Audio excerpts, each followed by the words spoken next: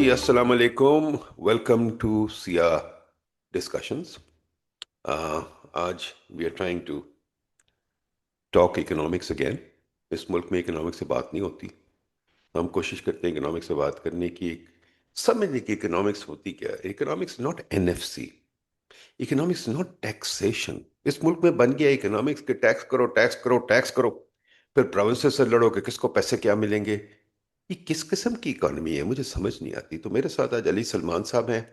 Hopefully कुछ और लोग भी ज्वाइन कर लेंगे pretty soon, but let's discuss a few things. Ali साहब, पहले तो मैं ये शुरू करना चाहता हूँ कि अभी आप भी कल एनएफसी का एक इवेंट अटेंड करके आए हैं, और हम रोज टैक्स की बात करते हैं, एनएफसी की बात करते हैं। क्या यही इकोनॉमिक्स है पाकिस्तान में? यही इकोनॉमिक्स हमारे यहाँ चलती है? या ये सब्जेक्ट इकोनॉमिक्स को पढ़ने का फायदा है? बहुत सारे बच्चे इकोनॉमिक्स पढ़ रहे हैं, मैं उन सबको कहता हूँ भाई छोड़ दो आप, क्योंकि इकोनॉमिक्स के पास ना कोई रिसर्च है ना कोई बात करने को है। वो एक फरसूदा किस्म की डिबेट चल रही है, टैक्स नेट नहीं बढ़ता, टैक्स नेट नहीं बढ़ता। फिर एक डिबेट चल रही है एनएफसी के पैसे कौन लेगा, कौन पैसे लेगा। जैसे वो हम्म चोर नहीं होते जो आपस में पैसा चोरी करके जब बात करते हैं, फिर लड़ाई करते हैं कि मेरा शेयर ज्यादा, तुम्हारा शेयर ज्यादा है। तो मुझे तो लगता है इकोनॉमिक्स इस मुल्क में यही है कि लोगों से चोरी करो और फिर हम्म हुकूमत आपस में बैठ के लड़े कि कौन पैसे ज्यादा लेगा। कुछ लोग भाग जाते हैं चोरी करके पैसे के, जी हमने ठेके लेके आएंगे बाहर से। कुछ आ जाते हैं कि हम कर्जे लेके आएंगे, पर फिर हम बांटेंगे। तो अली साहब, आपका क्या ख्याल है इस पे? ये चोरों हम्म की जो बंदर बांट है, ये वो है इकोनॉमिक्स या कुछ और है? नहीं, economics तो is of course is much beyond that. It is you know it is trying to understand how incentives work and how incentives shape our behavior, and what institutions, whether formal or informal institutions, plays a role in our behavior, economic outcomes के अंदर. It's also about efficiency of resource allocation. It's also about thinking about growth and development. So taxation तो उसका एक part है, लेकिन it is not all about taxation. लेकिन कल यही हुआ जी कि कल जब डिबेट, अगर हम एक स्पेसिफिक उसके ऊपर आ जाएं और इसी से हम अपना पिक कर लेते हैं, तो एनएफसी के ऊपर जो कल की नोट था वो डॉक्टर हफीज पाशा का था। हम्म। और उन्होंने इसकी हिस्ट्री बताई, और पिछले दिनों आपने भी एक आर्टिकल लिखा था जिसमें आपने ये चीज़ें बताई थी कि 57% अब नहीं है, 45% है। तो उसी का एको मेनली तो उनका टेक अवे यही था कि हम्म। सूमों का शेयर इफेक्टिवली कम हो गया है। हम्म। लेकिन जो प्रॉब्लमेटिक जो बात थी, जो मैंने कल वहां पर भी बात की, वो ये थी कि उनका सोल्यूशन ये था कि जी हम रेवेन्यू रेज हमें करना चाहिए, सूबों को हम्म। मजीद रेवेन्यू रेज करना चाहिए, सूबों को मजीद फिजिकल एफर्ट डालने की ज़रूरत है। अम, ये जो हमारा एक एजुकेशन के क्राइसिस के ऊपर काफ़ी बात हो रही थी, आउट ऑफ स्कूल चिल्ड्रन के ऊपर बात हो रही थी। 27 मिलियन अब कल रेफरेंस सेंसस का रेफरेंस था कि 27 मिलियन आउट ऑफ चिल्ड्रन है। तो अब ये जिम्मेदारी 90% तो सूबों की ही बनती है।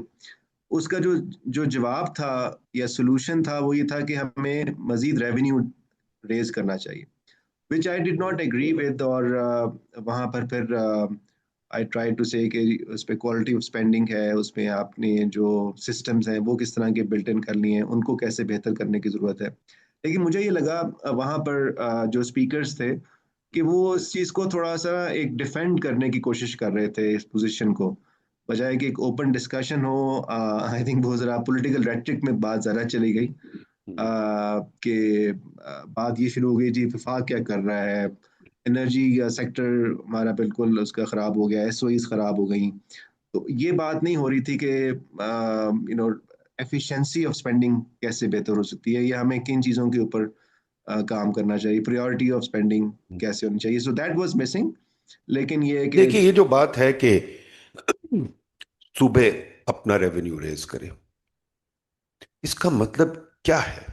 अपना रेवेन्यू रेज करने का मतलब ये है कि सूबे भी टैक्स करें। बात वही हम्म, चोरों पे ही आ गई कि जी हम हाँ, चोरी करेंगे।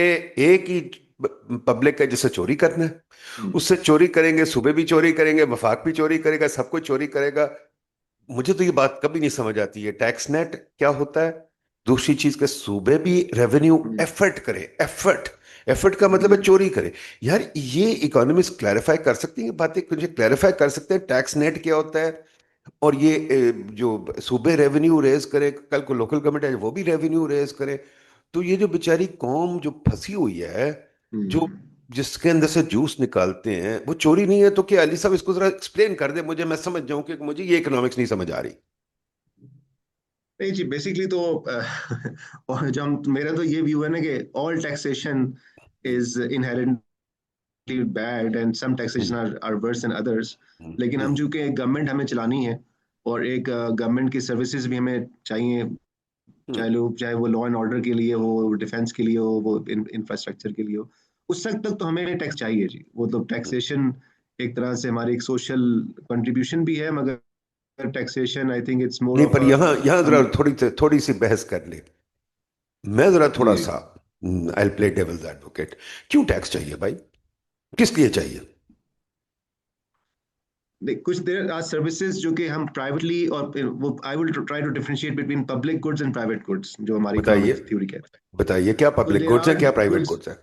सो अब पब्लिक गुड्स ऐसी हैं कि जो हम प्राइवेट लेवल के ऊपर एफिशिएंटली डिलीवर नहीं कर सकते। फॉर इंस्टेंस, हमारा एक पुलिस का महकमा है, हमारी डिफेंस है, इंफ्रास्ट्रक्चर, फौज है। ऑफेंस है। अब वो अगर हम हर घर को अपना अपना वो बनाना शुरू कर दे, तो वो बहुत ज्यादा इनएफिशिएंट मैकेनिज्म होगा और एक हम्म, कियोस बन जाएगा। So we need taxation so that we can finance public goods. बिल्कुल अब ठीक। तो ये है। पब्लिक गुड्स की जरा डेफिनेशन पे आ जाए ना, फॉर एग्जांपल। या एक और, इसको एक और तरीके से देख ले, role of government in the economy. Okay. ये चले बता दें कि चले माना गवर्नमेंट का रोल है, और माना गवर्नमेंट को पैसे देने हैं, पर फिर हमें क्लियर होना चाहिए कि गवर्नमेंट का रोल क्या है। फॉर एग्जांपल, क्या गवर्नमेंट का ये रोल है कि हर शहर में फ्लाईओवर्स और वो बनते जाएं, माशाल्लाह सिग्नल फ्री कॉरिडोर्स, फ्लाईओवर्स बनते जाएं, लोग चाहे मर जाएं उसमें, फिर हम फ्लाईओवर बना के फिर हम सड़क बंद भी कर देते हैं। तो जी जी हम लोगों को तेज चलाना चाहते हैं, फिर सड़क बंद भी कर देते हैं। अब कॉन्स्टिट्यूशन हाईवे में जाए 3 बैरियर्स लगे हुए जी हैं, जी। कश्मीर हाईवे पे जाए 4 बैरियर्स लगे हुए हैं, वो 9th एवेन्यू पे जाए 10 बैरियर लगे हुए हैं, वहां लाहौर में जाए जगह जगह बैरियर लगे हुए हैं। तो ये पब्लिक गुड है आपका? बताइए प्लीज। ये तो नहीं, ऑब्वियसली अभी मैं थोड़ा सा एक इम्प्रूवमेंट मैंने ये देखी है इस्लामाबाद की हद तक, ये देखी है कई कई जहां पर उन्होंने बैरियर्स को थोड़ा स्ट्रीमलाइन भी करने की कोशिश की है, और थोड़ा थोड़ा ट्रैफिक को बेहतर किया है। लेकिन that's where we are. Flyovers तो ये रिप्रेजेंट कर रहे हैं ना एक पर्टिकुलर प्रियोरिटी को। अब कल भी हम ये बात कर रहे थे कि पाकिस्तान में कोई रिसोर्सेज की कोई कमी नहीं है।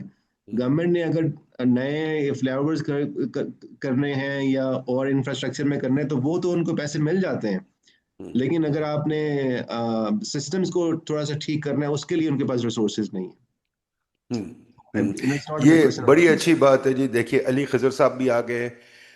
अली जनाब, साहब, वेरी क्विकली, एक छोटी सी डिबेट हमने यहाँ जनरेट की है कि हम इस बात पे आ गए हैं। पहले हमने शुरू किया कि ये गवर्नमेंट जो चोरी करती है टैक्स की फॉर्म में, और वो चोरी करके फिर आपस में लड़ते हैं कि किसको क्या मिलेगा। एनएफसी अवार्ड पे लड़ाई होती है कि चोर दी बैठ जाते हैं आपस में, वो लूट लेके, और फिर कहते हैं कि भाई ये जो लूट मार का हमारा खजाना है इसको हम कैसे डिवाइड करें। तो अगर मैं इस तरीके से देखूँ, मैं वेरी फार रॉन्ग। और दूसरी चीज ये कि अगर हुकूमत टैक्स इकट्ठा कर रही है, कोई नहीं मुझे इकोनॉमिस्ट बता सकता कि रोल ऑफ गवर्नमेंट क्या है। क्या गवर्नमेंट हर चीज में, अब एजुकेशन में आप कहते हैं गवर्नमेंट घुसे, आप कहते हैं गवर्नमेंट घुसे हेल्थ में, आप कहते हैं गवर्नमेंट घुसे हमारे घरों में, जैसे इस्लामाबाद में हो रहा है, वो कहते हैं हम आपका सर्वे करेंगे, पूछेंगे कौन कौन रहता है, कौन कौन नहीं यहाँ रहता। आप कहते हैं, तो गवर्नमेंट की कोई लिमिटेशन है या गवर्नमेंट हर जगह घुस सकती है? अब क्रिस्प पाकिस्तान में तो जवाब हर दें, हमें जगह क्रिस्प जवाब चाहिए, क्रिस्प जवाब। No long Pakistan conversation. में पाकिस्तान में तो हर जगह घुसी हुई है। आप आपकी प्राइवेसी को भी इंक्लूड कर रही है, आपकी पॉलिटिकल चॉइसेस को भी कर रही है, इकोनॉमिक चॉइसेस को नेचुरली वो काउंटर वो मतलब डिक्टेट कर रही है। तो यहाँ पे तो मतलब जो हमारे सामने है बिल्कुल क्लियर है।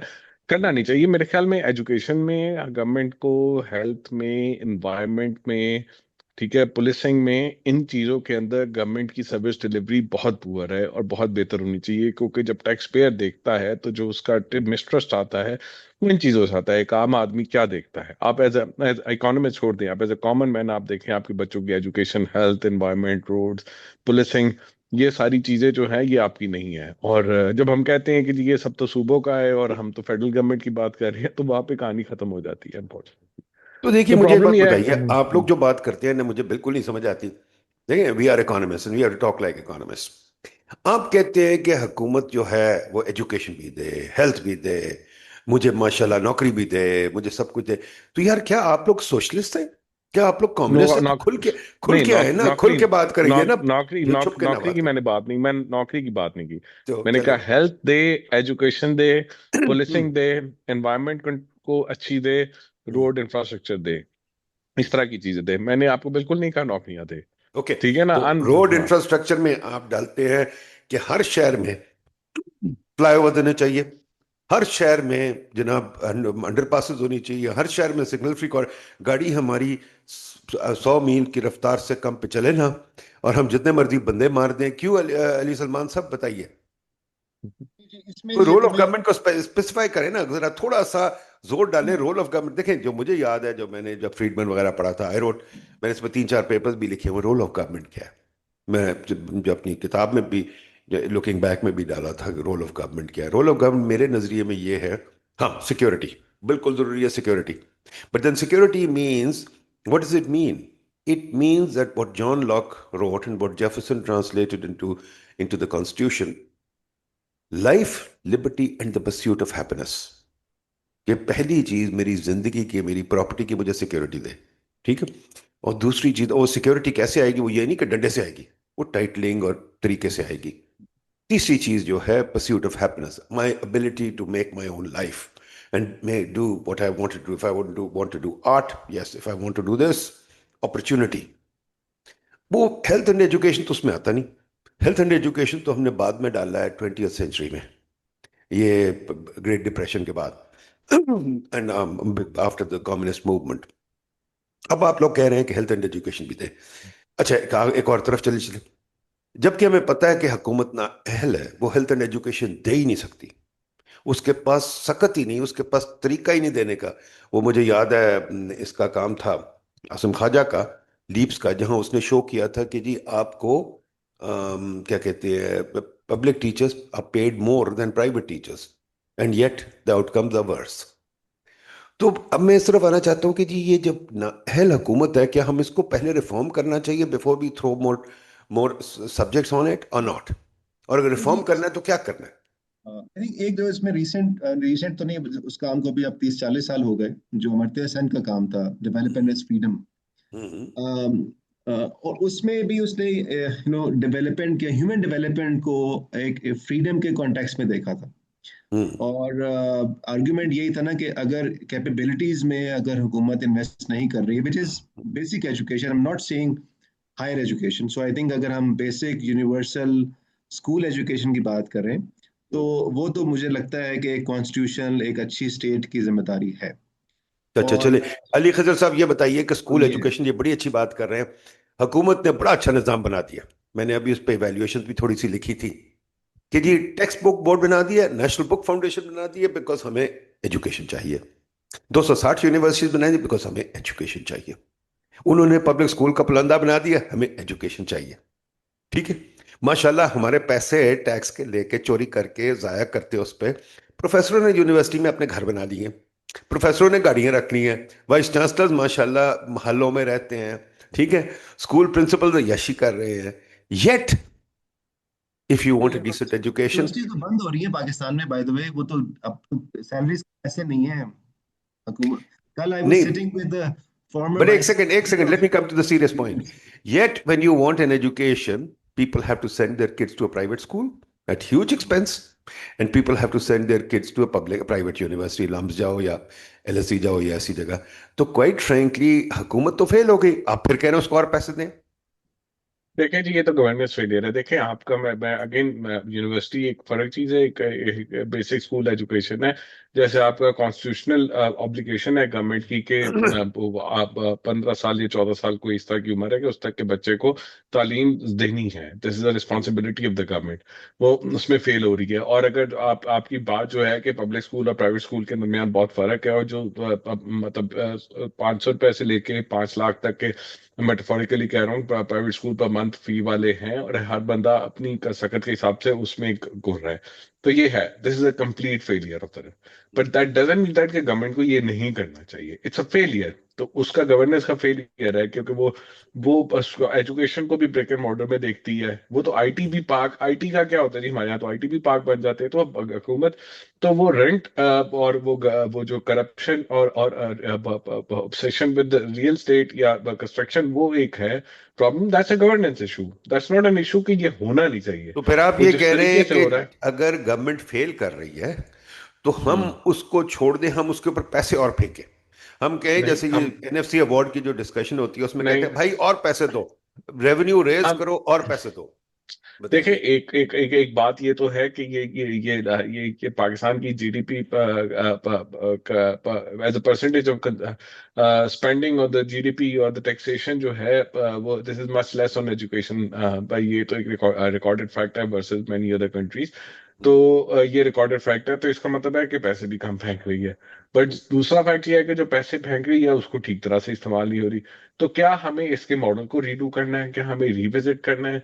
क्या हमें हमें हमें बच्चों को रादर दिन के जी या स्कूल, अगर हम आप उनको स्कूल अच्छे और टीचर अच्छे उनको नहीं दे सकते, तो क्या उनको let the private school to spur? और क्या हमें उनको हैंड आउट देने चाहिए, या प्राइवेट स्कूल को फी देनी चाहिए, इन द सेंस कि उसको लेके चले? उस मॉडल के अपने इश्यूज है, but we need to revisit that कि हमने इस मॉडल को ठीक कैसे करना है। But that doesn't mean that कि एजुकेशन पे स्पेंड नहीं करना। सो वी कैन आर्ग्यू चले, दैट दैट्स अ कि कौन गुड सा पॉइंट। मॉडल बेहतर है। यहाँ अली सलमान, बताइए आपका क्या ख्याल है? अली खजर साहब ने बड़ी अच्छी बात की कि इस मॉडल को रिविजिट करना है। तो इस मॉडल कैसे रिविजिट करें? मेरा तो ख्याल है, जो मैंने एक चीज़ सीखी है कि मुझे बचपन में क्रिकेट, सॉरी टेनिस का बड़ा शौक था, and I wanted to become a Wimbledon champion. ठीक है, वो बड़ी देर के बड़ी जल्दी क्लियर हो गया कि यार ए गल नहीं हो रही। ठीक है, अगर मैं वो करता रहता कोशिश तो आज मैं माशाल्लाह कहीं, शायद शायद कहीं बच्चों को टेनिस सिखा रहा हूं। वो भी मुश्किल है क्योंकि मेरा भी टैलेंट नहीं था। तो क्या आप अली सलमान साहब, ये जो अली खजर साहब कह रहे हैं, आप कह रहे हैं कि हुकूमत से काम हो नहीं रहा पिछले 70 साल से, पर हम उनको और पैसे दे दें तो शायद हो जाए? जैसे मुझे जो है ना, आज से कोई 30 35 साल पहले मैंने अपने की नोट्स लिखे हुए थे कि मैंने एक थिंक टैंक बनाना है। वो हम्म। एक एक इंटरेस्टिंग चीज हो सकती है कि हम रिविजिट करेंगे हम क्या करना चाहते हैं। अच्छा, I agree with Ali Khizar इसमें। मैं लेकिन मैं ये चाहता हूँ कि हम थोड़ा सा ये बात करें कि इस वक्त क्या हो रहा है। मतलब हम ये नहीं कह रहे कि क्या होना चाहिए, मॉडल्स की हम बात कर रहे हैं। तो मॉडल्स में मुझे तो लगता है कि कुछ अच्छे मॉडल्स बने हैं एजुकेशन के अंदर, पब्लिक सेक्टर में बने हैं। One model which I studied in somewhat details was the education vouchers, which Milton Friedman का आइडिया था कि हुकूमत वाउचर्स दे और वाउचर्स वो स्टूडेंट्स को फॉलो करें और वो डायरेक्टली फाइनेंस ना करें। प्राइवेट एजुकेशन को पहुंचाने के लिए, उसकी एक्सेसिबिलिटी को इम्प्रूव करने के लिए, और जो वाउचर्स हैं वो पेरेंट्स को दिए जाते हैं, और वो पेरेंट्स फिर सबमिट करते हैं स्कूल्स को, और स्कूल्स वो वाउचर्स भेज देती है गवर्नमेंट को, और गवर्नमेंट वो इनको रीएम्बर्स कर देती है।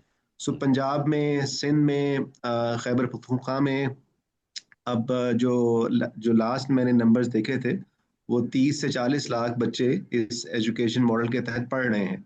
जब हमने पहले दफा इस मॉडल को स्टडी किया था उस वक्त 10,000 बच्चे पढ़ रहे थे। तो it's a very good model.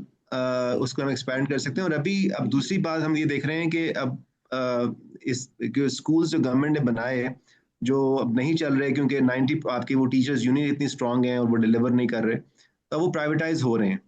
हजारों स्कूल हो चुके हैं। आज कल खबर दी थी कि जो पंजाब के कॉलेजेस हैं उनकी भी प्राइवेटाइजेशन की बात शुरू हो गई है। और so there are things which are happening, जो कि दोनों चीजों को कर रहा है कि एक तो failure of the public sector, failure of the government to deliver high quality education, that is visible. मगर साथ ही साथ अब हुकूमत की एक जो जिम्मेदारी है उससे तो नहीं वो हट सकती, तो वो उसकी फाइनेंसिंग की मॉडल के ऊपर अब बात हम कर रहे हैं कि उसको कैसे बेहतर बनाया जाए। So I think these are the good things जो कि हमें इसको अप्रिशिएट करना ओके, वेरी गुड। चले एक और तरफ आ जाए। अब जो गवर्नमेंट एनर्जी प्रोड्यूस कर रही है, और गवर्नमेंट जो एनर्जी में गंद मारा हुआ है, sorry for my choice of words but I can't think of a better word, I कि थिंक जी बिल्कुल ठीक वर्ड है। गंद 40 ही मारा हुआ ईयर्स है। से 40 ईयर्स हम सेकुलर डेट दे रहे। चाहिए। बताइए, ये भी गवर्नमेंट की रिस्पॉन्सिबिलिटी है एनर्जी देना, अली खजर साहब? गम नहीं अली नहीं, बिल्कुल नहीं। गवर्नमेंट को इसमें से बिल्कुल निकल जाना चाहिए। गवर्नमेंट की जो ये सारी जो पॉलिसी है वो सिंगल बायर मॉडल, और अब उसके बाद जो भी कुछ सेलर करता है वो गवर्नमेंट के ही अथॉरिटी से करता है। और मुल्क में कोई प्राइवेट आप आज उठते हैं, आप बिजली बनाना शुरू कर देते हैं, मैं आपके साथ वाला हूँ, आप मुझे बिजली नहीं दे सकते जब तक गवर्नमेंट आपसे लाइसेंस ना दे। ठीक है जी, तो ये सारी चीजें हैं, इस सारी चीजों ने हमें ये आईपीपी मॉडल पे लेके चले गए, क्योंकि गवर्नेंस के इश्यूज थे। ठीक है, शायद करप्शन भी करना चाहते थे, तो एक वो मॉडल बन गया आईपीपी का, जिसपे बड़े हायर रिटर्न 94 में बन गए। तो उसी वक्त 98 में हमने उस पे एहतसाब ब्यूरो भी बिठा दिया, और उसको हमने रिविजिट भी किया, बट हमने उन गलतियों से सीखा नहीं।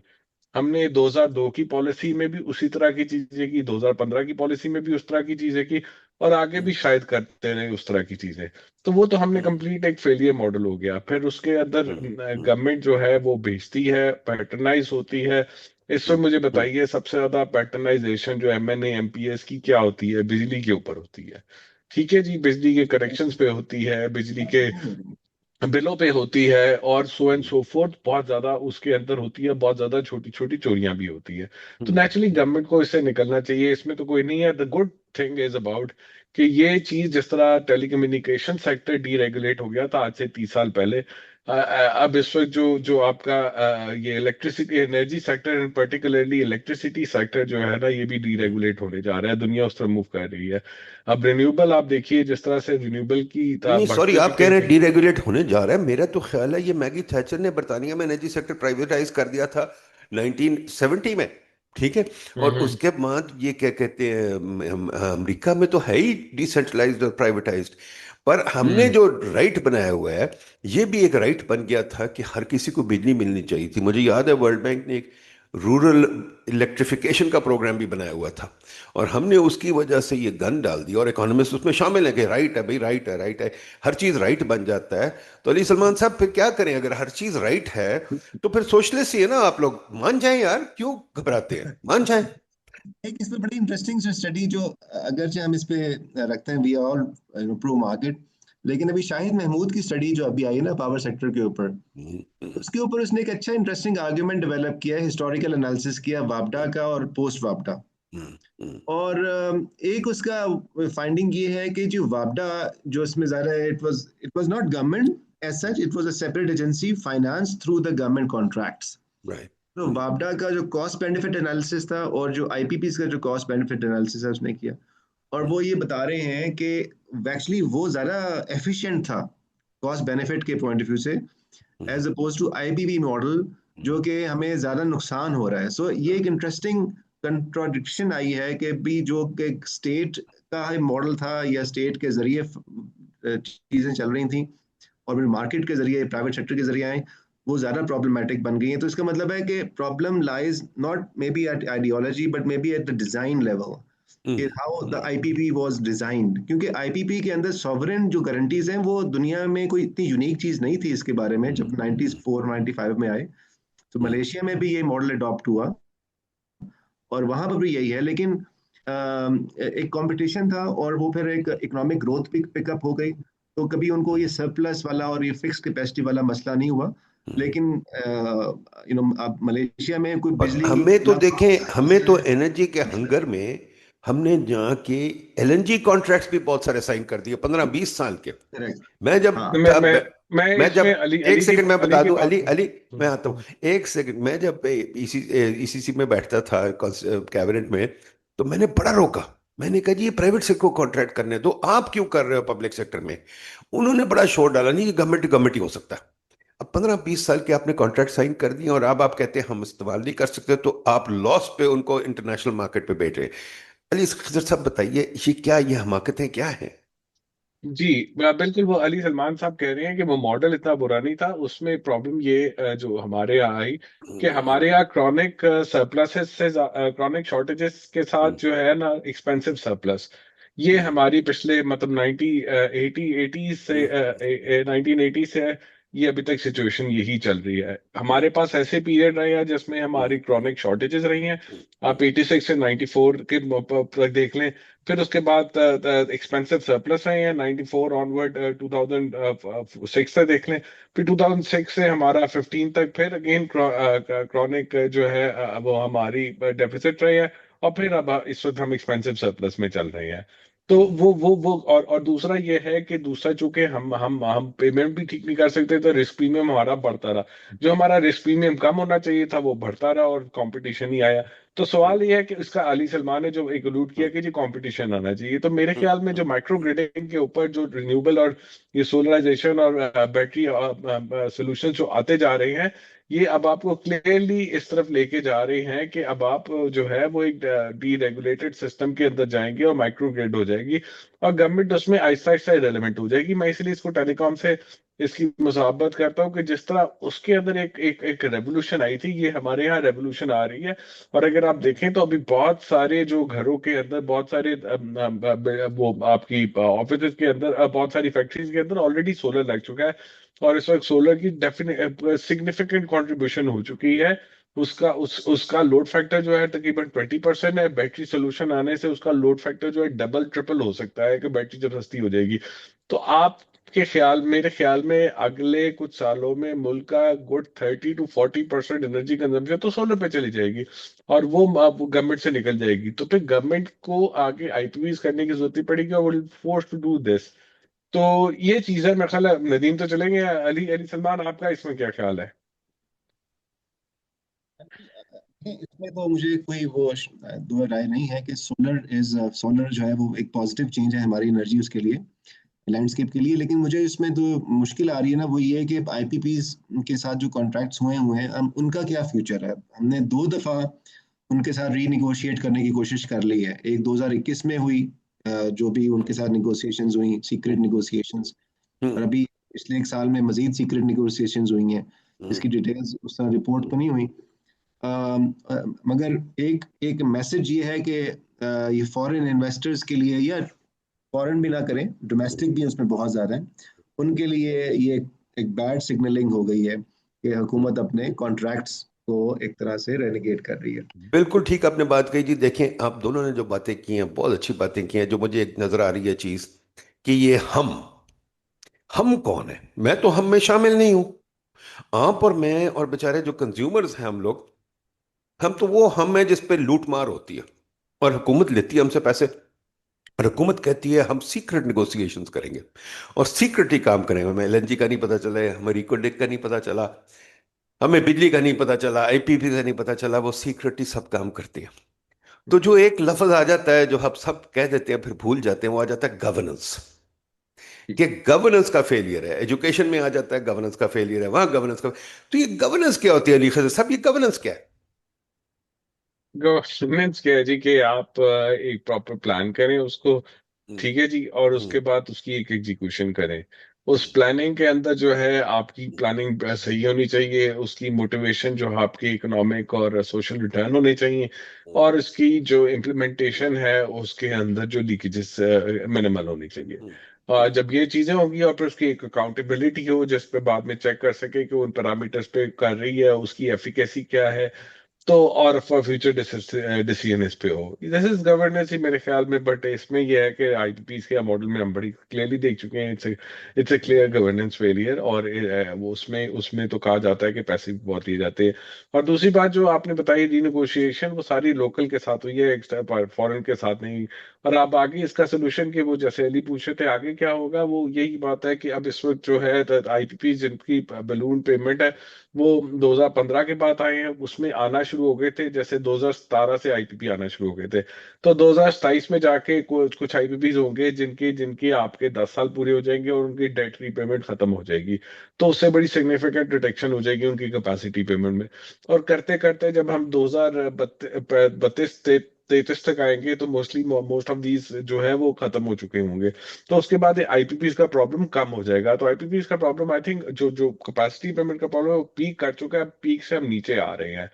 और अगर हम और अभी नहीं लाते और अब हम परहैप्स अब क्रॉनिक शॉर्टेजेस हम नहीं देखेंगे because of this solarization and और ऑल्टरनेट्स कमिंग अप।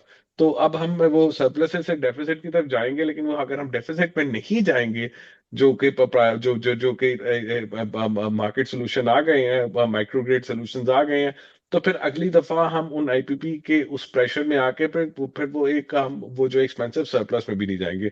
इस वजह से लगता है मुझे एनर्जी का अली प्रॉब्लम खजर सॉल्व साहब, हो जाएगा। आप हाँ। बहुत ये टर्म हम यूज कर रहे हैं। मैं तो हम से डिसएग्री करता हूँ, क्योंकि मैं जिस हम में हूँ, मैं तो सिर्फ टैक्स देता हूँ, मुझे कुछ मिलता नहीं है। ठीक है। हाँ, अच्छा चले गवर्नमेंट मैं पाकिस्तान। मैं एज अ हाँ, कंट्री बात कर रहा हूँ जी, हाँ, हमसे मतलब तो एज अ फिर कंट्री बात कर हम रहा ना हूँ। कहें ना हुकूमत कहे, क्योंकि हुकूमत हमसे टैक्स लेती है, हुकूमत गलतियां करती है, फिर हमसे और टैक्स लेती है, फिर गलतियां करती है, हम और टैक्स लेती है। मुझे तो जो गवर्नेंस समझ आता है, गवर्नेंस ये समझ आता है कि वो एक, कुछ लोग वहां बैठे हुए ऊपर, जो ना बात हमारी सुनना चाहते हैं, ना हमसे बात करना चाहते हैं, हाथ मारना चाहते हैं, इधर उधर कॉन्ट्रैक्ट करना चाहते हैं। और फिर वो कहते हैं हमसे गलती हो गई। भाई, हम कौन है? हम तो हुकूमत से गलती हुई। क्यों अली सलमान साहब, ये हुकूमत क्या है? मुझे बता दें हुकूमत क्या है प्लीज। और हुकूमत को हम कैसे, इतनी नाकिस हुकूमत को हम कहते हैं और टैक्स दो, टैक्स नेट बढ़ाओ, इनको और काम दो, बिजली भी करेंगे, ये सड़कें भी बनाएंगे, ये एनर्जी भी बनाएंगे, ये हमारे घर भी बनाएंगे। घर भी हम कहते हैं हुकूमत बनाए, हम कहते हैं नौकरी भी हुकूमत दे, हम कहते हैं हेल्थ भी हुकूमत दे। जनाब, तो क्या कुछ हुकूमत करे अली सलमान साहब? और ये हुकूमत है क्या? क्या चीज़ है हुकूमत, प्लीज बताइए। गवर्नेंस का एक एस्पेक्ट तो यही है जिस तरफ अली खिजर ने बात की कि वो एफिशिएंसी से मुतल्लिक है। जो दूसरा एस्पेक्ट है वो पॉलिटिकल है, हम्म। वो कंट्रोल का है। कि governance is about like who is calling the shots, who is making decision. वो हम्म। नेटवर्क क्या है जो कि हमारी, जिसको हम एस्टैब्लिशमेंट भी कहते हैं, जिसको पॉलिटिकल एलीट भी कहते हैं, तो कॉर्पोरेट एलीट भी है, जिसमें बैंक्स भी आपके फेवरेट जो हैं वो भी उसके अंदर है, आईएमएफ हम्म। भी उसके अंदर है, वर्ल्ड बैंक भी उसके अंदर है। हम्म। तो जो डिसीजन मेकिंग हो रही है वो तो ज़ाहिर है इसी नेटवर्क में हो रही है। उसमें कहीं कहीं कोई पार्लियामेंट से हमें का दुक्का आवाजें आती हैं, लेकिन वो इतनी ज़्यादा इफेक्टिव नहीं है।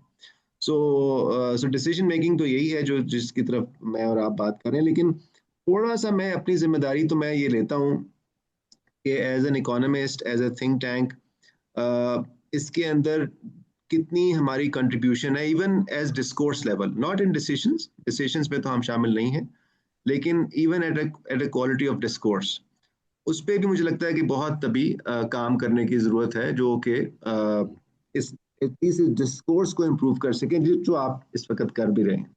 हम्म। अब ये देखिए जी, मैंने स्लाइड लगा दिया है जो मैंने रिसेंटली रिसर्च की थी, कि हाँ, हम लोग क्या रिसर्च करते हैं। ठीक ठीक है। है। हमारी पब्लिक क्या रिसर्च करती है।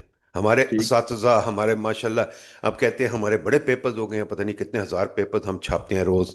और तो हम हम्म। क्या रिसर्च करते हैं? अब देखिए, हमारा सबसे बड़ा रिसर्च का सब्जेक्ट क्लाइमेट चेंज है।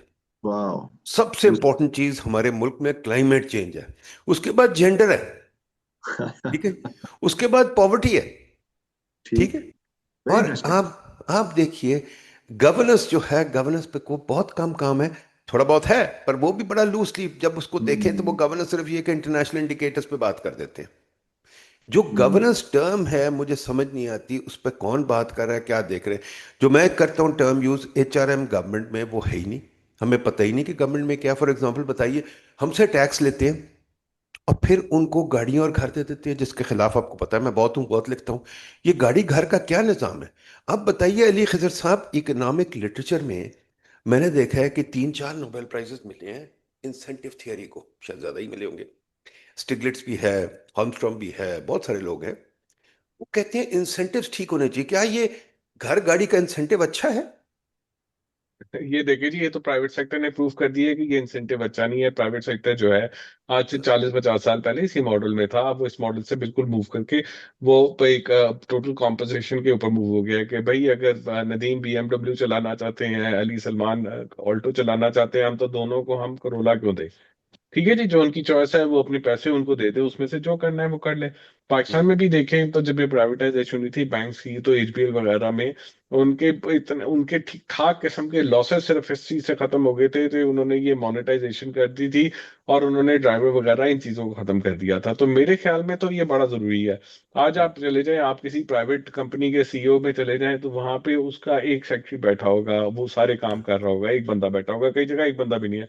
आप किसी आप फेडरल सेक्रेटरी के या प्रोविंशियल सेक्रेटरी के दफ्तर चले जाएं, तो उसके 3 कमरे होंगे, उसमें 6 बंदे बैठे होंगे और समझ नहीं आ रही होगी किसने क्या काम करना है। तो लिफ्ट में आप चले जाएंगे, 2 बंदे लिफ्ट खोलने के लिए होंगे, एक बंद करने के लिए होगा। तो ये इस तरह की जब चीजें आप चलते रहेंगे, जब आप नौकरी बड़ा नौकरी देखते रहेंगे और आप प्रोजेक्ट उस वक्त आप लेने की गाड़ी देना है, वर्ल्ड बैंक के प्रोजेक्ट क्यों लिए जाते हैं? कि जी उस प्रोजेक्ट के अंदर गाड़ी आएगी, टीएडी आएगा, घूमना फिरना आएगा, फिर उस प्रोजेक्ट को इम्प्लीमेंट कर दिया जाता है, क्योंकि उसके साथ आपकी आपकी तनख्वाहें निकल जाती हैं। बाद में सोचा जाता है कि ये प्रोजेक्ट कर क्या रहा है। कि आप कभी प्राइवेट सेक्टर से जाके पूछें कि जो ये आपके खासतौर पे रेगुलेशन के, फूड रेगुलेशन के, एनवायरमेंट रेगुलेशन के, वो है, वर्ल्ड बैंक से हमने एक प्रोजेक्ट लिया जिसको हमने प्रूव कर दिया। उसके बाद ये हुआ कि जी प्लास्टिक की कोई चीज, यानी कि आपका जूस का डब्बा में प्लास्टिक लगा होता है, आपकी पानी की बोतल में प्लास्टिक लगा होता है, आपके चिप्स के पैकेट में प्लास्टिक लगा होता है, ये सारे शेल्फ में मार्केट में बिकना बंद हो जाएंगे। गवर्नमेंट का लॉ आ गया ये, बगैर सोचे समझे, और सारी चीजें बिक रही हैं। वो क्यों लॉ आ गया, क्यों हो गया? क्यों जी हमने वर्ल्ड बैंक से ये की थी, फला दुनिया में एक मुल्क ने ये की हुई थी, तो हमने भी कहा जी हम भी करेंगे, we with the number one. अब वो हमने कर दिया। उसके पीछे इंसेंटिव क्या थे? कि वो उनकी गाड़ियां आनी थी, उनकी तनख्वाहें आनी थी, उनका ये आना था। तो जाहिर ही बात है, इन चीजों को हमें खत्म करेंगे तो हम कोई गवर्नेंस को बेहतर कर सकेंगे। तो इंसेंटिव स्ट्रक्चर आपके ये है कि आपको ये प्रोजेक्ट इस फॉर्म में करने पे आपको ये पैसे मिलेंगे, आपको ये फायदा मिलेगा। तो आप पहली बात तो उस फायदे पे जाएंगे। जब आपका वो फायदा उसमें से निकल गया है, आपको फायदा वो उस तरह से नहीं मिल रहा, तो फिर आप उस पर सोचेंगे। एक्चुअली इसको खत्म करना चाहिए। क्यों अली टू वेज सलमान साहब, अबाउट आपका इट। क्या ख्याल है? हमारे जो पैसे जाया हो रहे हैं सरकारी घरों गाड़ियों पे, और दूसरी चीज है जो मैं लिखता रहता हूँ कि हमारी एक और चीज हो गई है कि we are also giving valuable land both in universities and in cities to the development of houses for these, mashallah, spoiled brats. And everybody wants a house and everybody wants protocol and everybody wants 10-20 cars. आजकल grade 17 के officials अपने साथ डाले लेके फिरते हैं. Is this where our taxpayers' money should be going? मेरा इसके ऊपर जो स्पेसिफिक व्यू है ना सिविल सर्वेंट्स के, उसके ऊपर I'm actually sympathetic to them. अच्छा, good, good. I'm sympathetic. Makes for good मेरा discussion. Please go ahead. हाँ, मेरा तो देखें जी, अगर आप ये दुरुस्त बात है कि वो उनको हमें मॉनेटरी इंसेंटिव पे उसमें आना चाहिए, लेकिन जो इस वक्त इनका जो करंटली जो फाइनेंशियल स्ट्रक्चर है वो तो पैथेटिक है। जो हम उनको सैलरीज दे रहे हैं, जो असिस्टेंट कमिश्नर की जो तनख्वाह है वो 2.5 लाख रुपए 3 लाख रुपए के बराबर। तो अब ये टॉप मोस्ट ऑफिशियल है, उसको कभी हार्डशिप अलाउंस मिल जाता है तो डबल हो जाती है वो। इसी तरह आप देखें तो ये जो हमारा ग्रेड्स, स्पेशली जो 17 से जो 22 के ग्रेड के लोग हैं, एक तो मुझे लगता है कि पाकिस्तान में हमें इनका नंबर बढ़ाना चाहिए। दूसरा ये कि इनकी सैलरीज 3-4 टाइम ज़्यादा होनी चाहिए। इस वक्त 3-4 टाइम्स हमें सैलरी इनकी बेहतर करनी चाहिए। बाकी चीज़ों को ख़त्म कर दें, लेकिन जो करंटली इनको मिल रहा है उसकी कोई इकोनॉमिक वैल्यू नहीं है। अगर आप एक ऑनेस्टली, अगर मेरे जो दोस्त सिविल सर्विस में गए जो टॉप पोजीशंस ले गए, उसमें से अक्सरियत ने सिविल सर्विस छोड़ के या तो वो चले गए डिप्लोमेटिक उसके अंदर, वो सॉरी इंटरनेशनल डेवलपमेंट के अंदर चले गए, एडीबी वगैरह में, या फिर वो उन्होंने वैसे ही छोड़ दिया। और जो यानी जो ऑनेस्टली अपने उसमें नहीं देखते थे, तो we have to revamp it.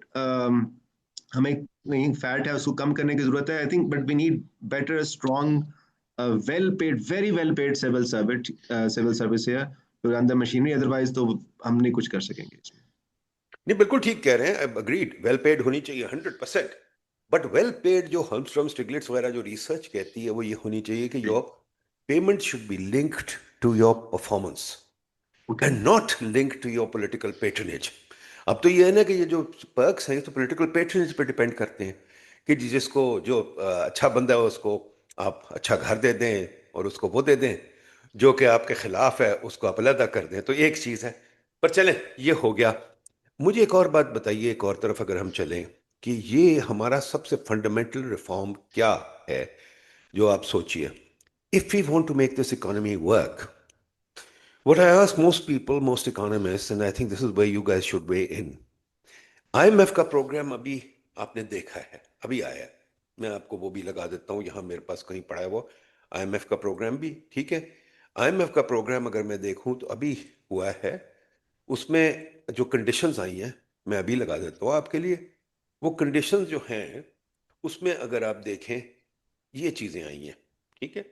ये आईएमएफ ने लगाया है अभी कंडीशंस में, आप लोग देख लीजिए। Is this addressing the fundamental problem of Pakistan? कह रहे हैं नहीं ये जी, अगली कंडीशंस हैं। पिछली कंडीशन मैंने लगाई नहीं, सॉरी, उसमें आपने देखा होगा 5-7 वेवर्स, हमें 7 वेवर्स मेरे ख्याल में मिले हैं। ये एक अब नई condition, comprehensive tax reform, improvement in tax compliance, publish government action plan to address public sector weaknesses. उसके बाद ये है anti corruption plans, reform of energy, public pricing, अच्छा ये removal of import restrictions, liberalize की sectors, action plan for cross border payments, और ये चीजें। Do you think this will address the fundamental problem of our economy, it will make us grow? No, Ali खजर बताइए। वही चीज नहीं, है मेरा कि नहीं ख्याल ये हमें ग्रो करने देगी। देखिए, देखिए आईएमएफ जो है ना, वो बात ये करता है कि एक तो ये है कि वो आपका and and and and result देखता है कि जी काउंटिंग एंटिटीज, कि जी प्राइमरी सरप्लस कितना होगा, आपका रियल इंटरेस्ट रेट कितना होगा, स्टेट बैंक की इंटरेस्ट रेट में इंटरवेंशन क्या होगी, और फिर आगे गवर्नेंस के ऊपर ये इंडिकेटर्स, उनके भी वो एक एक इंडिकेटर्स ले आते हैं कि जी ये चीज कर दें, ये टिक मार्क कर दें तो ये हो जाएगा।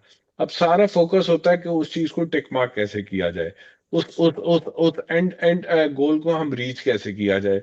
अच्छा, उसके लिए जो मीन्स होते हैं ना, उसमें आईएमएफ जो है वो मतलब मम्प करता है। तो गवर्नमेंट ने जहाँ पे अपनी अपनी जो भी उनकी गवर्नेंस की और जो भी इंसेंटिव स्ट्रक्चर जिस तरह मिसलाइंड है, उनको जितना अपना रख के उन मीन्स को जिस तरह पूरा किया जा सकता है वो कर देती है। तो आपका प्रॉब्लम तो सॉल्व नहीं हुआ ना। प्रॉब्लम तो सॉल्व नहीं हुआ, कुछ चीजें मिल जाती हैं, कुछ वेवर हो जाता है, कहीं पे हो जाता है, और जैसे ही फंड का प्रोग्राम ऊपर नीचे होता है, आप उन चीजों से फौरन निकल के आ जाते हैं। तो तो फिर ये जो हमारा फंड, प्रॉब्लम सॉल्व कैसे होगा? अली सलमान साहब बताइए कैसे होगा। देखिए ना, मैं आप लोगों को जो इकट्ठा करता हूं, जो अपने दोस्तों पे, अपने भाइयों पे, इकोनॉमिस्ट पे प्रेशर डालता हूं कि भाई आईएमएफ अपना काम कर रहा है, हुकूमत अपना काम कर रही है, जो डीएमजी है वो तो अपना याशी कर रहा है, इकोनॉमिस्ट क्या कर रहे हैं? आप लोगों के पास कोई सोल्यूशन है अली सलमान साहब? आप पहले पॉजिटिव बताएं, आईएमएफ पे कमेंट करें, फिर बताएं कि आपकी क्या सोल्यूशन है। What would you like to put in the program? देखिए, इसमें अब मैं पढ़ रहा हूँ ये जो आपने भी कल शेयर किया था ना, जो जिसके ऊपर लिखा हुआ है कि आईएमएफ की स्ट्रक्चरल कंडीशनलिटीज जो जो अनमेट है उस पर मैं बात नहीं कर रहा, लेकिन जो उस पर लिखा हुआ है ना कि जो स्ट्रक्चरल कंडीशन हमने मीट करनी है, हम्म, उस पर मुझे एक प्रॉब्लम नजर आती है उसकी लैंग्वेज के अंदर। अब एक में है कि जी पार्लियामेंट्री ओवरसाइट या approval priority non budgeting expenditure, hmm, उस पर लिखा हुआ है कि improve parliamentary oversight of budget execution, और ये हो गया है। सो हम्म, हम्म, कंडीशन मीट हो गई है। हम्म, अब मैं भी उसमें उस मीटिंग्स में रहा हूँ, जो स्टैंडिंग कमेटी की मीटिंग्स हुई हैं, प्रोसीजरली बेहतरी हुई है। अब नेशनल असेंबली की जो कमेटी है वो बजट को डिस्कस कर सकती है थ्रेड पेयर, पहले नहीं कर सकती थी।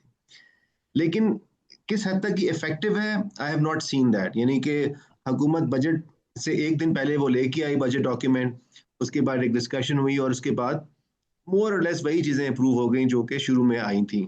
सो इसका मतलब है कि एक तरफ प्रोग्राम में भी आ गया है कि हमने उसको चेंज करना है, और कागजों के हमने उसको टिक मार्क भी कर लिया है, लेकिन it has not brought that kind of effective control of the parliament.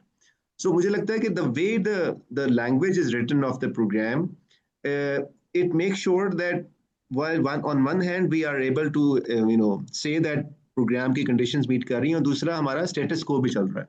तो दोनों चीजें साथ साथ हो रही हैं। So that's how I see the program right now. हाँ, वो ठीक है, पर प्रोग्राम के अलावा let's put it this way, let's say the two of you were in the team to design Pakistan program, तो अली खजर साहब आप क्या डालना चाहेंगे उसमें? इन कंडीशंस को अगर हम चेंज कर दें, आप क्या डालना चाहेंगे? मेरे ख्याल में मैं उसको ये नहीं कहूंगा कि जी मुझे पहले दिन से ही ये एंड रिजल्ट चाहिए इतने एग्रेसिव किस्म के, जो कि आपकी जो जो जो भी फंक्शनिंग है उसको चोक कर दे। मैं कहूंगा इसमें इंक्रीमेंटल इंप्रूवमेंट लाएं और सस्टेनेबल इंप्रूवमेंट लाएं और ब्रॉडनिंग के ऊपर काम करें और उस पे इन अ रियल सेंस काम करें। बट वो कभी आज तक पाकिस्तान में हो नहीं पाया आईएमएफ से, और वो आईएमएफ कभी करवा भी नहीं पाएगा जब तक हुकूमत की अपनी हमारी अशरफिया की जो पॉलिटिकल एलीट है, एस्टेब्लिशमेंट, जो भी आप उसको कह लें, उसकी जब तक विल नहीं होगी इसको रिफॉर्म करने की, bureaucracy, business community, politician, establishment, सब इस पे उनकी एक कलेक्टिव विजडम और उसकी इम्प्लीमेंटेशन नहीं होगी तो ये चीज नहीं हो पाएगी। नहीं, बट ये जो ये कह देना ठीक है कि पॉलिटिकल विल, सब कुछ मानता हूं, आप लोग सजेस्ट क्या करेंगे? मैं तो हैरान हूं कि जो हमारी पूरी इकोनॉमिक्स प्रोफेशन है वो सजेस्ट क्या कर रही है। देखे ना, हमारी इकोनॉमिक्स प्रोफेशन मैंने आपको दिखा दिया है, तभी तो वो बैंकर लगाते हैं, हम हमें नहीं लगाते, वो बैंकर लगाते हैं कि जी ये बैंकर बेहतर है, इनसे ये बेवकूफ़ों को कुछ पता ही नहीं। और मैं अब अग्री करने लगा हूं कि शायद हम वाकई हमें कुछ नहीं पता, बैंकर ही लगाना चाहिए। तो अगर ये सिचुएशन है तो प्लीज़ मुझे बताइए कि हम क्या करें। ठीक है। अब मतलब इन द सेंस कि हमारे इकोनॉमिस्ट कुछ बताएं तो सही, हमने क्या करना है। देखिए, हम डोनर से पैसे ले लेते हैं, हम रिपोर्टें लिख देते हैं, पर हम क्या कहते हैं, क्या करना चाहते हैं, रिफॉर्म क्या है हमारा जो हम करना चाहते हैं। क्या सिर्फ यही करना है, टैक्स नेट वाइडन करें, चोर और पैसे ले जाए हमसे? Is that what you want, Ali Salman? इसमें देखिए, अब हमने जैसे फ्लैट टैक्सेशन के ऊपर प्रपोजल्स दी, जी प्राइम ने इसके ऊपर काम किया, कुछ जी पब्लिकेशंस भी आई, कुछ जी हमने जो in terms of we were trying to make some contribution. लेकिन अब जी। इसके अंदर जो हमें रेजिस्टेंस यही रही है। आई थिंक वो 3 फाइनेंस मिनिस्टर्स को हम ये प्रेजेंटेशन दे चुके हैं, हम्म, और आखिर में जवाब मुझे ये मिलता है कि जी आइडिया तो बहुत अच्छा है, लेकिन अगर हम ये करेंगे तो हम करंट रेवेन्यू बेस से भी जाएंगे, और हमारा पूरा एक फिस्कल सिचुएशन बिल्कुल आउट ऑफ द कंट्रोल हो जाएगी, और हम ये नहीं कर सकते। हम्म। और अभी भी ये टैक्स पॉलिसी ऑफिस बना है, वो भी ये कह रहे हैं कि जी हमें पहले लीगल रिफॉर्म्स की तरफ जाना चाहिए। वो बात ठीक है, लेकिन मैं थोड़ा सा ये जरूर कहना चाहूंगा कि इसके अंदर देखें वो चैनल क्या है कि इकोनॉमिस्ट को हम डिसीजन मेकिंग के अंदर लेके जाएं। What is the channel? अब चैनल अब यही है, जैसे मेरे मलेशिया ख्याल में तो channel is ideas. Do you have ideas? में आइडियाज तो हैं जी, आइडियाज आपने भी प्रेजेंट किए हैं, आइडियाज और लोगों ने प्रेजेंट किए हैं, वी कैन एग्री और disagree. Ideas are there, channels are absent. What are the ideas? Please tell me. Channels are absent. I'd like to know what the ideas are. The only reason I'm doing these talks is because I want people to give us ideas. ये donor की reputation तो कोई फायदा नहीं। We want ideas कि हम चाहते क्या हैं एज एन इकोनॉमिक्स कम्युनिटी। जब हम कहते हैं तो I divide हम into 2 or 3 things. I divide हम into economists and others. And economists must have ideas. Bankers have ideas.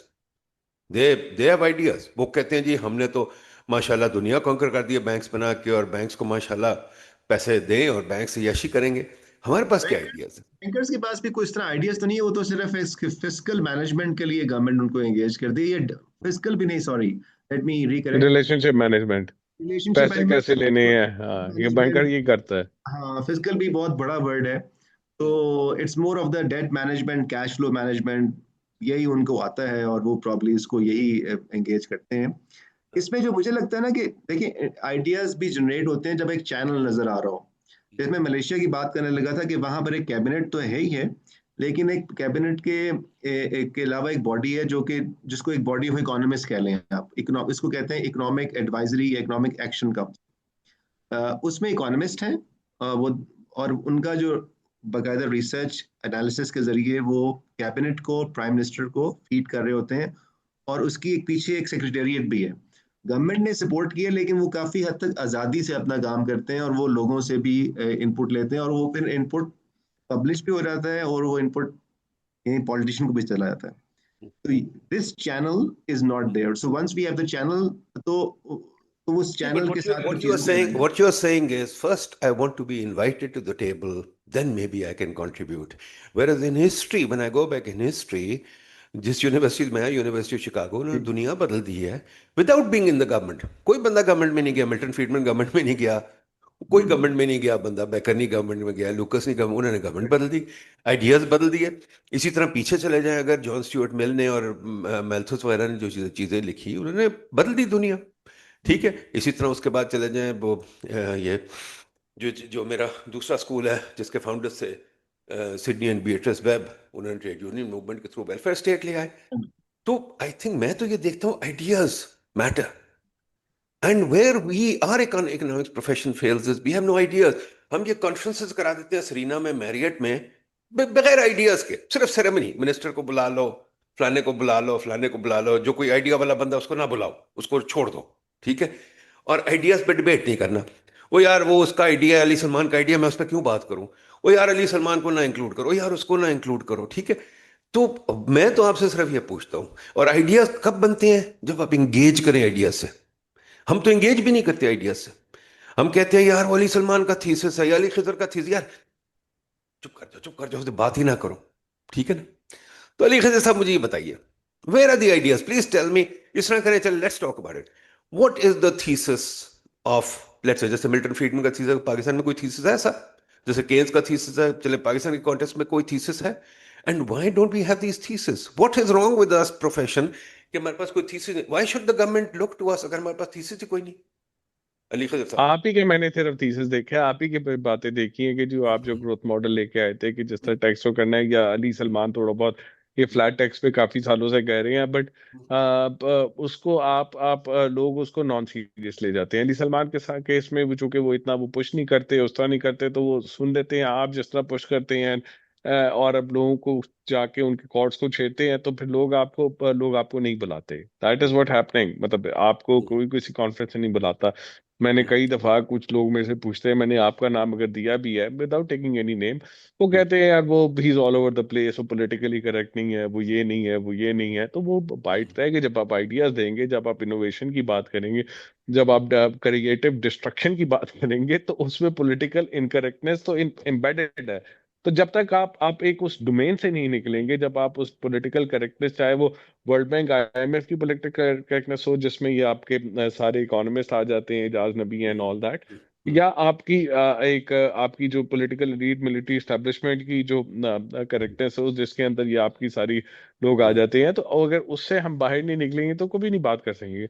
आप कॉर्पोरेशन के सीईओ को बुलाते हैं, वो कभी ऐसी बात नहीं करेंगे क्योंकि उन्होंने अपने गवर्नमेंट से, उन्होंने अपने कारोबार के लिए करना है। तो वो आपने वो स्पेस ही कंस्ट्रेंट कर दी है कि उस स्पेस पे अगर किसी के पास आइडिया है भी, और उसको वो वहां पे जाके वो बोल नहीं सकता, और अगर बोलता है, जाके उसकी बात करता है, तो उसको साइडलाइन कर देते हैं। तो हमें इस पूरे हमारे इंस्टीट्यूशन को रिविजिट करने की जरूरत है। जो हम कहते हैं ना कि फ्रीडम ऑफ स्पीच नहीं है, फ्रीडम ऑफ एक्सप्रेशन नहीं है, तो फ्रीडम ऑफ आइडियाज नहीं है। उसको हमें इस सारे डोमेन को चेंज करने की जरूरत है मेरे ख्याल में। सॉरी पर देखें अली सलमान साहब, मुझे कोई रोक नहीं रहा, आपको कोई रोक नहीं रहा। फ्रीडमन पे भी बंदिशें थी, सब जगह बंदिशें होती हैं, but the profession throws up ideas. बताइए। I take your point. I think your point well received कि इकोनॉमिस्ट आइडियाज उस तरह प्रोड्यूस नहीं कर रहे हैं। ये आपके, मैं इस बात से बिल्कुल एग्री करता हूँ। और I think I कंसीड that point के चैनल जरूरी नहीं है कि सरकारी चैनल हो। चैनल्स अच्छी कॉन्फ्रेंसेस भी हो सकती हैं, meaningful discussion, open transparent discussion भी एक चैनल है। So I think that point is well received. मैं एक एग्जांपल देता हूँ ताकि हम थोड़ा सा, डॉक्टर कैसर बंगाली हैं। डॉक्टर कैसर बंगाली ने बहुत अरसे तक सोशल वेलफेयर की बात की है, और वो जैसे इनकम सपोर्ट प्रोग्राम के पाकिस्तान में आर्किटेक्ट भी समझे जाते हैं, और उसको वो डिफेंड भी करते हैं। तो एक, यानी उनका एक, हम उससे एग्री और डिसएग्री कर सकते हैं, लेकिन उनका एक आइडिया था कि भी इस तरह इनकम ट्रांसफर प्रोग्राम बनना चाहिए। उन्होंने प्रोग्राम बनाया, उन्होंने एक पॉलिटिकल गवर्नमेंट को सेल किया, यानी उसके साथ काम किया, और वो उसका हिस्सा बन गए। और बाय एंड लार्ज, यानी पिछले 1-2 सालों में उनका थोड़ा सा ज़्यादा रेडिकल व्यू डेवलप हो गया है, लेकिन पिछले 15-20 सालों में उन्होंने काफ़ी उसको डेवलप किया, और एक आइडिया सिस्टम का हिस्सा बन गया। Income transfer has become a part of economic system, जिसको आईएमएफ ने भी अडॉप्ट कर लिया है, जो कहते हैं कि जी ये होना चाहिए। सो आई थिंक ये एक मेजर कंट्रीब्यूशन जो मुझे नजर आई, जो सिस्टम का हिस्सा बनी, और अब कोई भी गवर्नमेंट आ जाए वो उससे पीछे हटने वाली नहीं है। नहीं, बिल्कुल ठीक आप कह रहे हैं। I fully agree with you, I fully endorse that.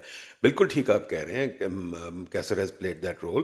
But on the other hand ये भी देखिए कि कैसर और अशफाक साहब कहते हैं कि इंपोर्ट्स बंद कर दो, वो कहते हैं एक्सचेंज रेट अप्रिशिएट कर दो, वो कहते हैं इंटरेस्ट रेट अप्रिशिएट कर दो, इंटरेस्ट रेट गिरा दो, और पूरी प्रोफेशन इसके पीछे है। मैं तो मानता हूँ बड़ी कंट्रीब्यूशन है, क्योंकि अब आज मेरी बात हो रही थी, एक प्रोफेसर है आज़ाद कश्मीर में, अतीक रहमान, वो कहता है ये इंटरेस्ट रेट काफ़ी नहीं, और लोअर करो।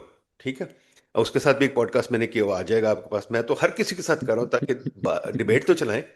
अब मुझे बताइए, तो फिर ये क्या इकोनॉमिक्स प्रोफेशन क्या है, जहां we do not even respect economics, we just have these ideas. Donor ने कह दिया, डोनर ने वो लगा दिया सोशल प्रोटेक्शन प्रोग्राम, आज से 20 साल पहले शुरू हो गए थे, तो अच्छा हमने भी शुरू कर दिया। हमारे पास क्या है? अब देखिए, डोनर ने हमारे पास सारी रेगुलेशन डोनर ने बनवाई है, ऑम्बुड्समैन डोनर ने बनवाए हैं, ठीक है, ये जो पीडीएम में डोनर ने बनवाया है। हमारी इकोनॉमिक्स प्रोफेशन ने क्या चीज पेश की है? इंडिविजुअल इकोनॉमिस्ट इधर उधर थोड़ा बहुत चले, हुकूमत में आके कुछ कर देते हैं। What about the profession? Do we have a profession? बच्चों को क्या हमें कहना चाहिए कि इकोनॉमिक्स पढ़ें? मैं तो अब बच्चों को कहना शुरू कर दिया, खुदा के वास्ते ना पढ़ गया। कल मुझे एक लड़की का फोन आया, पीएचडी कर रही थी, मैं कहा छोड़ दे यार, जाके दुकान लगा। बड़ी परेशान हुई। उसका प्रोफेसर उसको पता क्या कह रहा है? उसका प्रोफेसर कह रहा है कि मैंने कहा तुम, मुझे कह रही थी पीएचडी थीसिस करो, किस चीज़ पे करूं? मैंने कहा यार तू इन्वेस्टमेंट पे कर या एक्सपोर्ट्स पे? उसने कहा मेरा प्रोफेसर कहते हैं इन्वेस्टमेंट एक्सपोर्ट से मैं सब पता चल गया, तुम करो ग्रीन एफडीआई पे। मैंने कहा यार ग्रीन एफडीआई क्या होती है? तो ये अली खजर साहब, ये मुझे जरा बताइए कि हमारी इकोनॉमिक्स प्रोफेशन इस मुल्क में कोई है? Should be have an economics profession? अच्छा, दूसरी एक और चीज, सॉरी, अब मीडिया पे भी रिस्पॉन्सिबिलिटी आती है। मीडिया जो थीसिस आते हैं, मैं अगले, मेरी कल परसों 2-3 लोगों से बड़ी लड़ाई हुई। मैंने कहा यार तुम बुला लेते हो मुझे टीवी पे बोलने के लिए, जो मैं बात करता हूँ उसको सुनते भी नहीं हो, ठीक है? तो वो एक शो ही हो जाता है, खत्म हो जाती है बात। मैं 2-3 लोग, मैं कहा मैं नहीं आ पा रहा। पॉइंट बड़ा सिंपल है, मैं जो कहता हूँ या तो तुम फाइनेंस मिनिस्टर को कहो ना जाके यार ये पागल है ये कहता है, तुम जवाब दो इसका, ठीक है? ये इकोनॉमिस्ट है, is well known etcetera, is done something, इसका जवाब दो। या तो तुम कहो यार ये नदीमुल हक का थीसिस ये है, चलो गलत है, गंदा है, कुछ को गालियां दो। मैं कहा गालियां दो पर करो तो सही। अब मीडिया भी कहता है नहीं जी आईएमएफ ने कह दिया है, एज आई से कि आईएमएफ फॉर एग्जांपल इवन क्या कहते हैं स्क्वीक्स, हेडलाइन लग जाती है। वर्ल्ड बैंक स्क्वीक्स, हेडलाइन लग जाती है। कोई अच्छा इकोनॉमिस्ट कुछ पेश करे, बात ही कोई नहीं करता। क्यों जी अली खजर साहब बताइए? जी बिल्कुल, मैं आपको बताता हूँ। दूसरा उसके साथ मुझे just I to beg my leave after that, मेरी एक श्योर और श्योर, बस अब मीटिंग खत्म शुरू ही हो रही। करने वाले हैं, खत्म ही हाँ करने वाले अच्छा, हैं। अब देखिए देखिए, बात यह है कि हमारे यहाँ जो है ना, वो इंसेंटिव स्ट्रक्चर का ही प्रॉब्लम है। हमारे यहाँ जितने इकोनॉमिस्ट है, मेजोरिटी जिनकी फंडिंग हो रही होती है, या थिंक टैंक्स होते हैं जिनकी फंडिंग हो रही होती है, वो थिंक टैंक का वो कहीं ना कहीं वो डोनर से होती है। गवर्नमेंट के थ्रू भी होती है तो वो डोनर पे पहुंच रही होती है, या डायरेक्ट डोनर्स के थ्रू हो रही होती है। तो नेचुरली आप उन एजेंडा पे चलेंगे। और डोनर जो है वो यहाँ पे वो उनके जो लोग होते हैं, उनका उनका उनके उनका इंसेंटिव स्ट्रक्चर होता है कि हमने लोन कितना देना है। हम्म, रिफॉर्म का क्या आना है ये नहीं उनका होता। उन 2 साल 4 साल की टर्म में हम क्या क्या देके गए, क्या क्या रिपोर्ट निकाल के गए, दैट सेट। रिफॉर्म क्या आना है वो नहीं आता।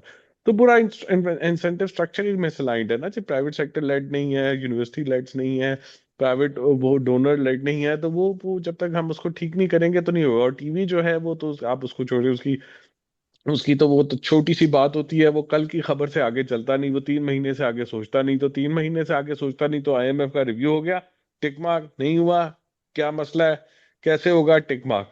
तो ये इस तरह अनफॉर्चुनेटली बैठे होते हैं। तो हमें अपनी पूरे पैराडाइम को थिंक चेंज करने की जरूरत है। हमें इस डोनर फंडेड इंसेंटिव स्ट्रक्चर से निकल के private sector funded, university funded, इन पे आना चाहिए। स्पेस क्रिएट करनी चाहिए।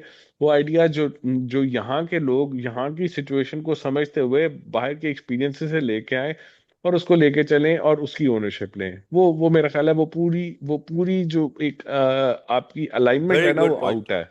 Very good point. इसमें जो आखिरी चीज मैं पूछना चाहूंगा, अली सलमान साहब, अली खिजर साहब, दोनों मुझे बता दें। बार बार बात आ रही है 3 मंथ 4 मंथ लॉन्ग टर्म वगैरह। We have a planning commission, we have a planning ministry, उसके बाद बहुत पैसे दे स्पेंड, पता नहीं 1 trillion a year I think. And मैंने इस पे किताब लॉन्ग टाइम अगो लिखी थी। Should we have a planning commission? Is it necessary? India ने तो खत्म कर दिया। एंड इफ वी शुड, किसी ने स्टडी की है कि इंडिया ने क्या किया है? मैं कुछ लिखा था छोटा सा, but should we have a planning commission? Is it fulfilling its role? Ali Salman साहब, फिर अली खिजर साहब, then we'll close.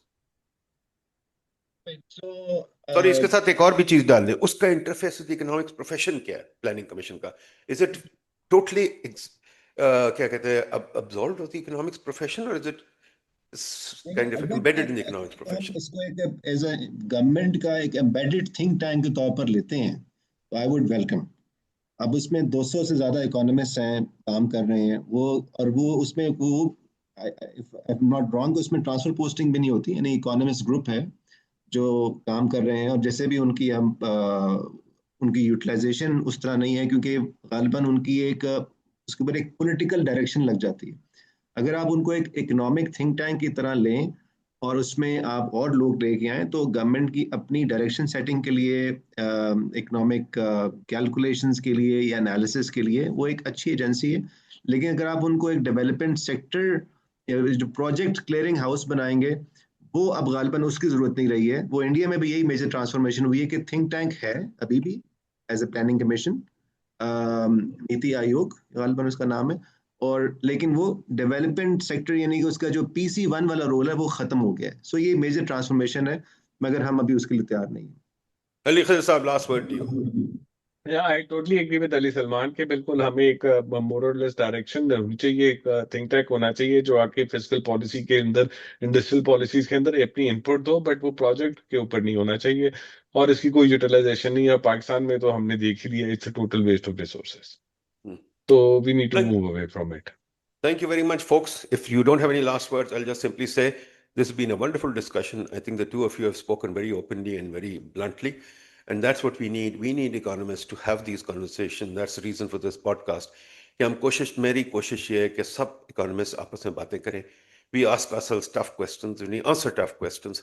That's our role, and we educate society. Thank you very much. Thanks for giving your time. Inshallah, we'll do it again. Khuda Hafiz. Thank you.